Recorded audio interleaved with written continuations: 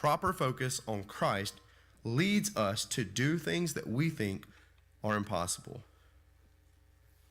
So let me ask you, what has God called you to do? And you have a clear understanding of that? Has God called you to lead a Sunday school class? Has God called you to preach? Has God called you to share the gospel with somebody at your work or somebody in your family?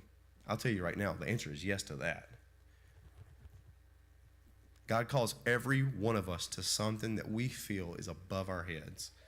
But what's really cool was when we see in Matthew chapter 14, 25 through 30, I love this. This is one of my favorite stories in Scripture because it gives me an understanding of what happens when I fall short. Matthew 14, 25 through 30.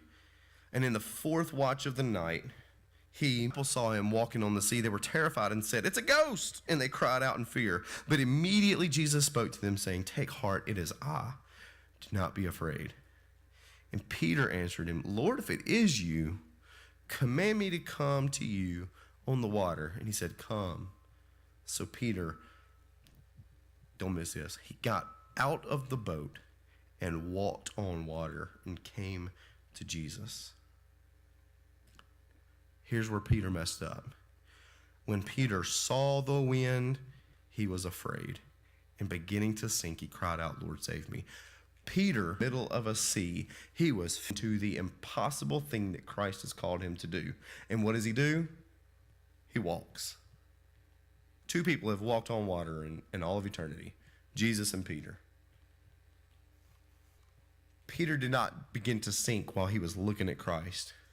He was looking at Christ, and then he noticed the winds and the waves, and that's whenever he began to sink. When we are fixed on Christ, when we are focused on Christ, when he calls us to do that, we can do it. When Christ calls you to walk with somebody from work, from somebody in your family, from somebody really close to you, somebody that you just met possibly. When Christ calls you to walk with them, to share the gospel with them, and disciple them,